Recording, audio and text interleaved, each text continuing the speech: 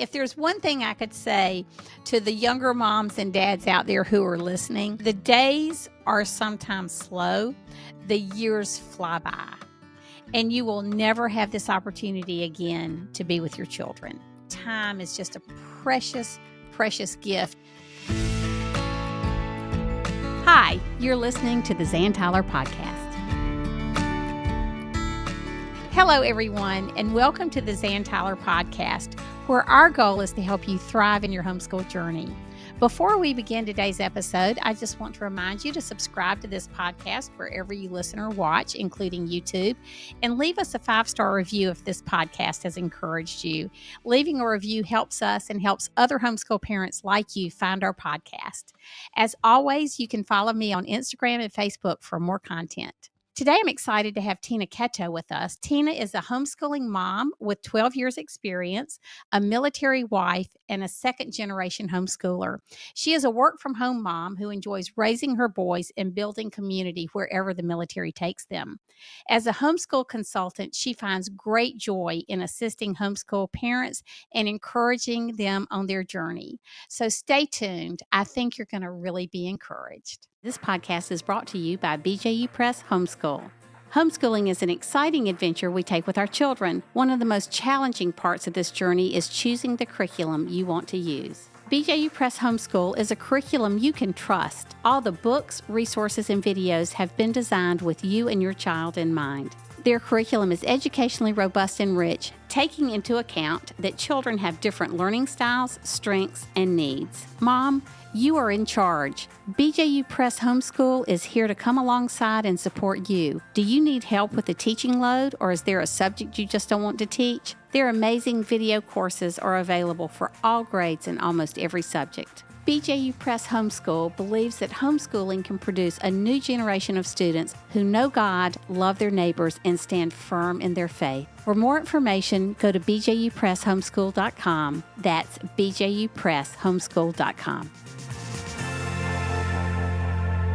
Well, hello, everybody. Thank you so much for tuning in to the Zan Tyler Podcast today. I'm so excited to introduce Tina Keto to you. So, Tina, thank you so much for being here. Thank you for having me. I know that you had a very unusual experience of being homeschooled in the 70s and 80s. So tell us a little bit about that, what state you were in and what that was like. My parents started homeschooling back before it was cool, and, and it was actually in the state of California. So growing up, we didn't actually tell people that we were homeschooled. It was something that was, we kind of avoided that question and talked around it. So it was a very different time, different climate than we have now. We have a lot of freedoms now with homeschooling and being outspoken about that. And I'm really grateful for those freedoms. What are your memories of homeschooling? What did you like about it when you were homeschooled? So I was homeschooled through 5th grade. And then again, halfway through sophomore year of high school through senior year. I went to Christian school for a few years in between.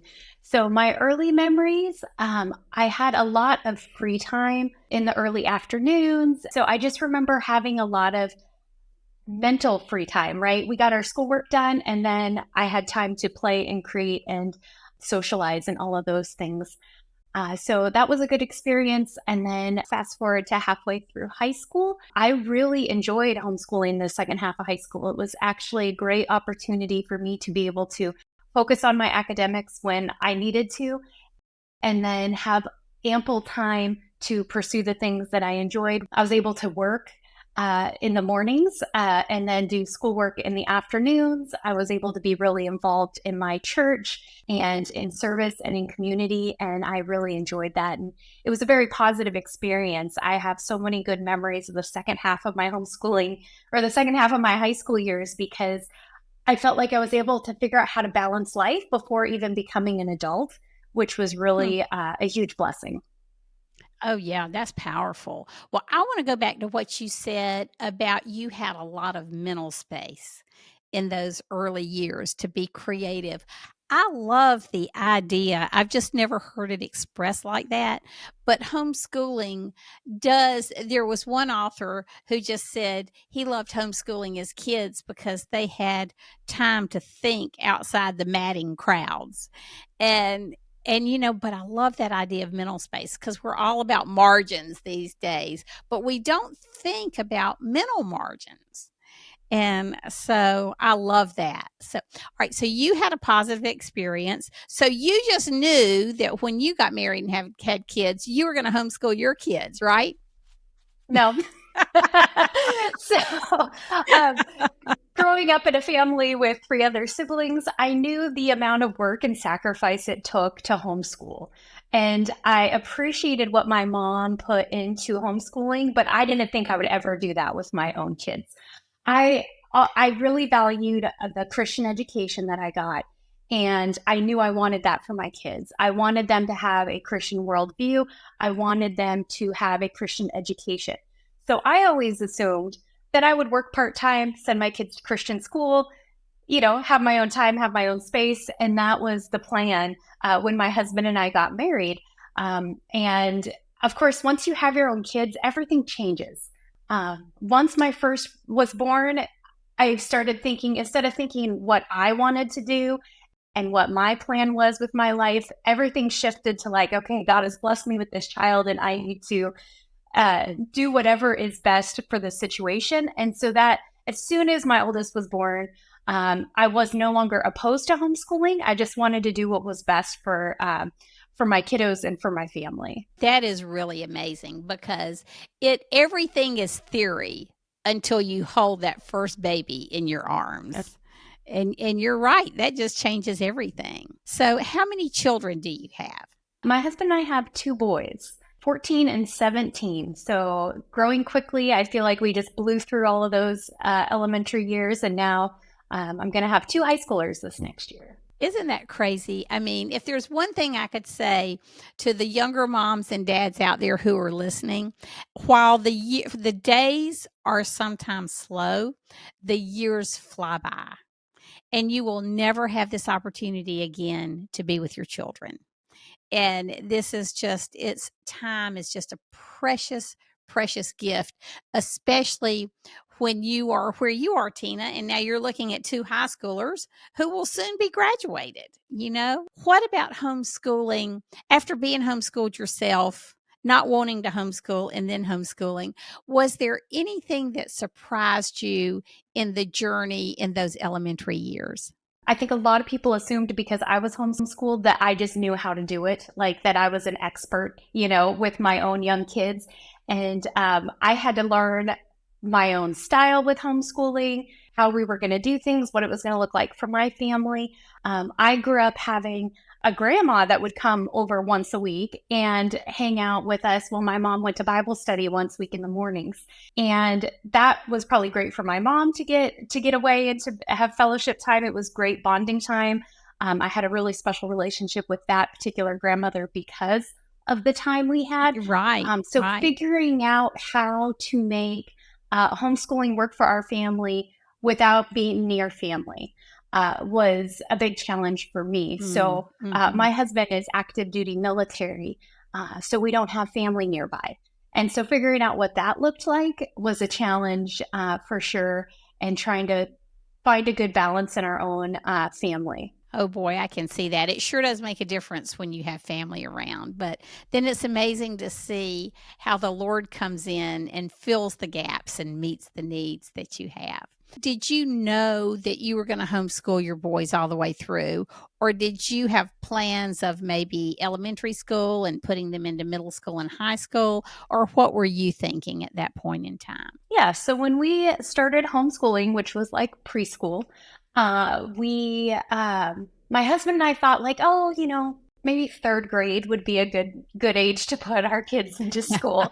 And so we thought we would just do lower elementary, like that lower elementary would be good. So that's how we started.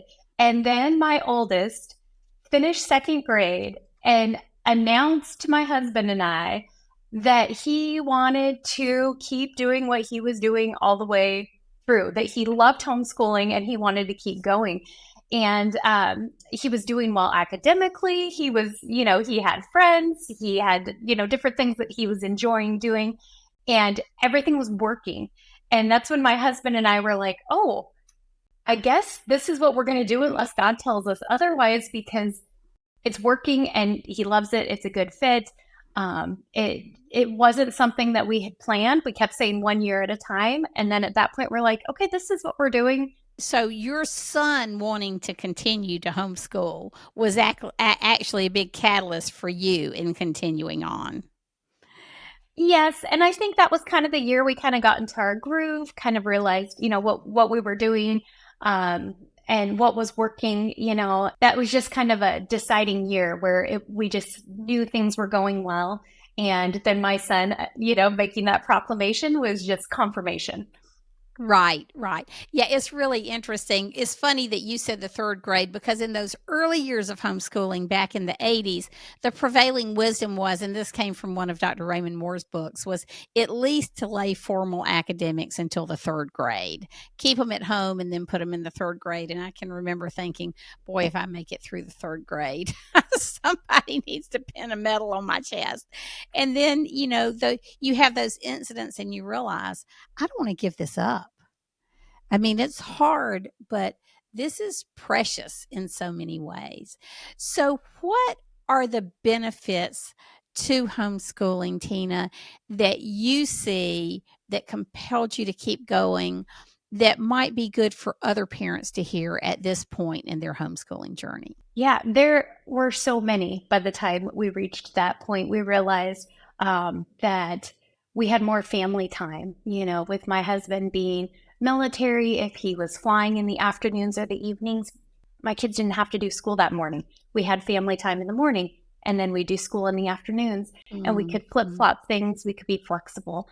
So it definitely has given us more family time. It's given my kids that mental space, especially in the early years, to discover what they enjoyed in a very unstructured way.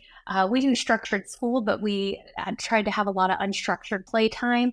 And that led to a lot of organic learning, which was exciting. And so my kids both like to learn about things that they're interested in because they've been given that time and space to do that. And they've also been able to really dive into any extracurriculars that they've been interested in. I don't think we would be able to have the time for academics, the time for family, and the time for extracurriculars the way that we have. That is so special and so sweet. I can remember when the boys got to junior high school or middle school, I thought we had been involved in the legislature. Joe was traveling a lot. This is a good time to put the boys in school.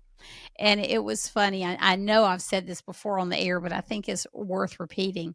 Joe said, I'm not putting my sons in middle school. And, he had been, let's just take it a year at a time and see how things goes. And all of a sudden there was a hard no from him. And I thought, wow, well, that's surprising. So I guess we'll continue going. So then you get to the high school years. And was that a difficult decision for you, or were you intimidated by the thought of homeschooling in high school? I think by the time my oldest started approaching high school, we knew that was really the direction that we wanted to go, was to continue homeschooling.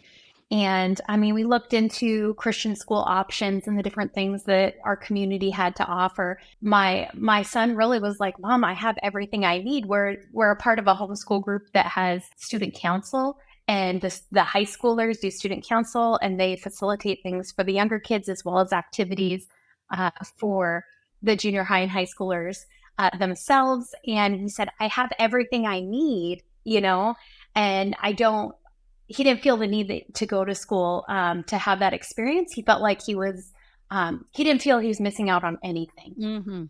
So then, pressure's on Mom to figure out how to do that well. I always wanted to make sure that I wasn't doing anything that would inhibit my kiddos from doing whatever God calls them to do in the future. And a lot of times when we get to that high school point, we think, oh, we got to outsource this to someone else. We can't do this ourselves.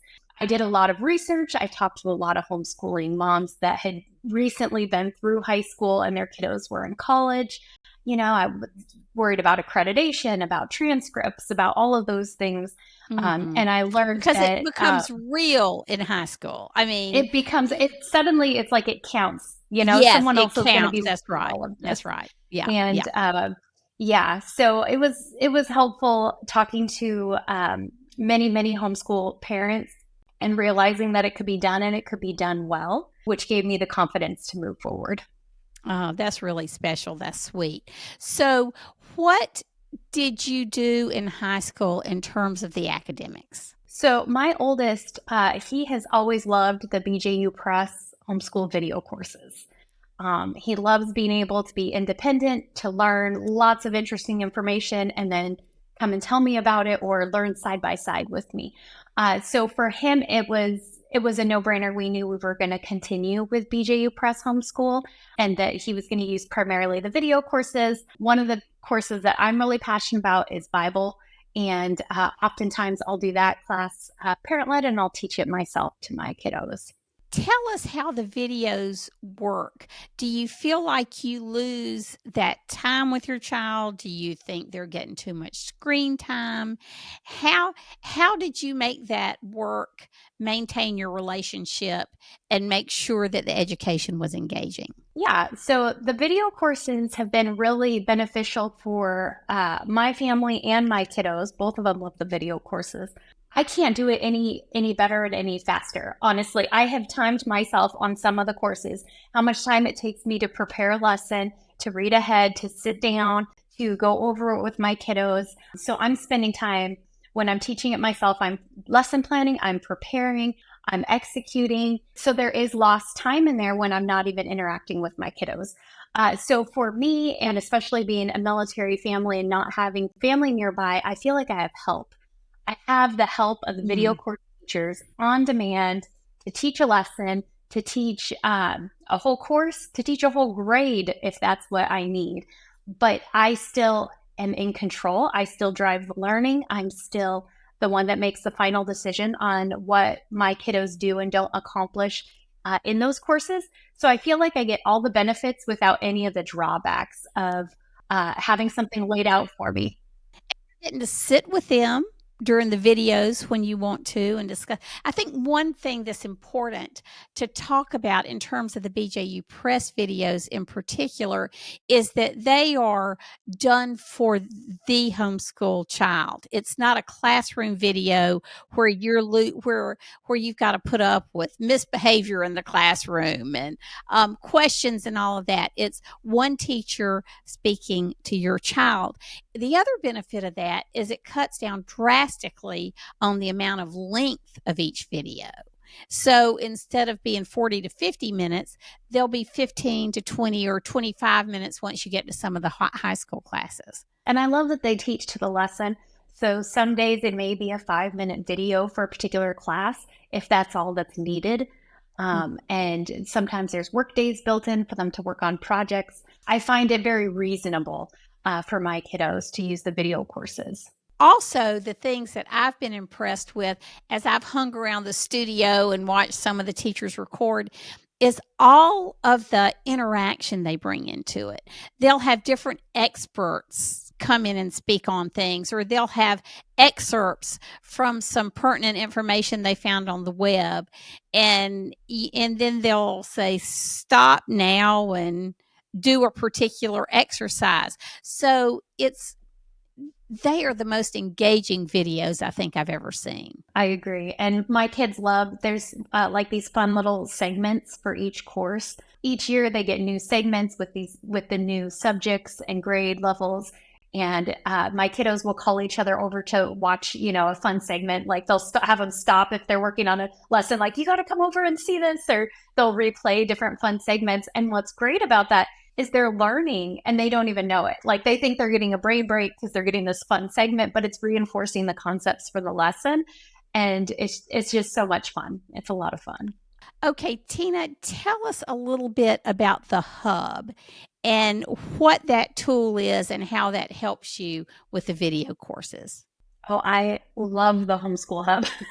It has saved me so much time. So it's where my kiddos go to watch their videos, or if we're doing a parent-led course, They can see all their assignments on there as well. It's basically my lesson planner online. So I can use my computer, I can use my phone, and I can access our lesson plans for the day. I absolutely love how organized it makes me. I always tell people that I am a closet messy person. People come to my house and they think my house is clean. I'm like, just don't open any cabinets or any cupboards because you'll see that I am a closet messy person. And so I love the Homeschool Hub because I feel like it keeps me organized. All of my resources are on there. All of my teachers' books are on there. My kids go on there to learn, and then I can follow up and correct work. It keeps my grade book. Absolutely love it. I can remember one of the little slogans in the very beginning of the hub was painless planning, happy homeschooling. And I was talking to a friend of mine about this, and she said, Zan, if there's one thing from the early years I wouldn't wish on any homeschool mom now, and that is how painful the planning was, because you did it with no help and no videos and no outside courses. And so it's really, one of those tools that if it helps you and saves you time, it's giving you that time back with your kids, as you said earlier. So that's pretty amazing. So the hub has so much value, and it is one of the best digital planners I've ever seen. So is it really expensive? Actually, it's free. Anyone can set up an account with the Homeschool Hub, which is wonderful. And then any video courses that you purchase through BJU Press, they'll come preloaded onto your account, and you just assign them to your kiddos. And then even those, like I said, those textbook kits, like if I'm wanting to teach like a Bible course myself, I can load that on there and my lesson plans are done, but yet I can still edit them. Which is just fantastic. Yeah, that is pretty amazing. That is pretty amazing. So, are there any other tools you've used in terms of transcripts or anything else that you would like to share? As far as transcripts go, we actually use the Academy at Home Education to help us with our transcripts. I know we could do it either way, on our own or with the help of a record keeping service. We really liked it. It's been a huge help for my family, and it saved me time. Through bjupresshomeschool.com, you can go to resources, and Academy of Home Education is there. So, Tina, let's switch gears and talk about extracurricular activities for a little bit. One of the things you said you loved about your high school experience was having time to pursue some of your own interests. You worked, you did other things. What are some of the things your boys are doing, and what value do you see in that? Over the years, my kids have done various things. They've done like a homeschool swim team. They've been involved in martial arts and competed in martial arts. Both of them really enjoy playing instruments, and they really enjoy singing in choir. They work at a pretty high level, and so a lot of the things that they do take a lot of time, but it's all time that they've chosen to invest. And so I love that they've been able to get like a solid education academically while still being able to work on those things that they love. And it's just kind of evolved over the years as they've gotten more and more interested in the things that they enjoy. And my husband and I just work really hard to support them. And it's been exciting to see their God-given talents being used at even such a young age. So, are they involved in like private lessons, group lessons, homeschool, choir, or how did you know how to direct them and to get them what they needed for their particular interest? So really just listening to them and what they wanted. So my youngest at one point said, I really want to sing. And he was like 6 or 7 at the time. And our church didn't have a children's choir. And I'm like, he wants to sing. Like, what? We got to find something for him to do. And so we ended up finding a community voice choir for him. And that's how he got started singing. My older son at the time said that he had no interest in doing it. But as soon as he saw what it was all about, he wanted to do it too. So both of them really got into choral music, and that has been kind of the backbone of their music education. They've learned a lot. They're in, a community chorus, and they even travel internationally. And so they have had a lot of really great opportunities to be out in our community, to interact with all different kinds of other boys and individuals, and still being able to come home and have, a lot of our education at home. So it's been a lot of fun. It's been great seeing them grow and succeed at what they love.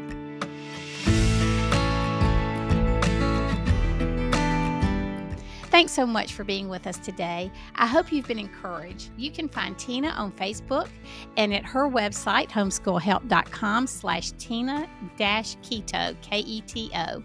And you can find me on my website at zantyler.com and on social media.